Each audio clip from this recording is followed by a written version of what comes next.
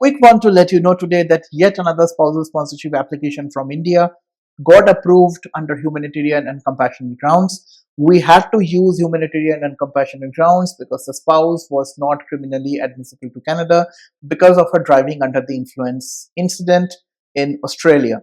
So they have applied for a spousal sponsorship before without the HNC consideration. It obviously got refused because of the criminality part on that profile.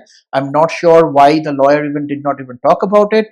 She came to me for a consultation. We obviously understood that you cannot really apply for a spousal sponsorship application normally when your spouse has a criminal history.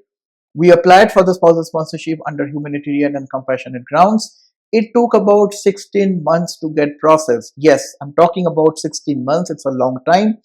But you have to understand that when you have a criminal background, IRCC would take the required precaution. It would invest required amount of time to do the background verification mechanisms, particularly when the criminality is happening at a different country. So in this case, it was in Australia. After multiple bunch of follow-ups and etc., multiple document requests, etc., again part of this kind of a complicated process, we got the decision approved. So if you are trying to sponsor your spouse, and specifically if you are a Canadian citizen, so this is important. It's not that a Canadian PR would have less chance, would have comparatively less chance, I would say, because this is a discretionary application.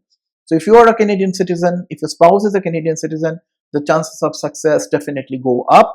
And this is not just one example I'm talking about. There have been numerous cases where IRCC was kind enough to get their PR approved, the sponsorship approved under HNC consideration. So if you are a Canadian citizen and you're trying to sponsor your criminally inadmissible spouse, do not ever think that there is no such pathway. Depends on the case, depends on why the inadmissibility is there into the picture, how long is the person inadmissible, bunch of other factors.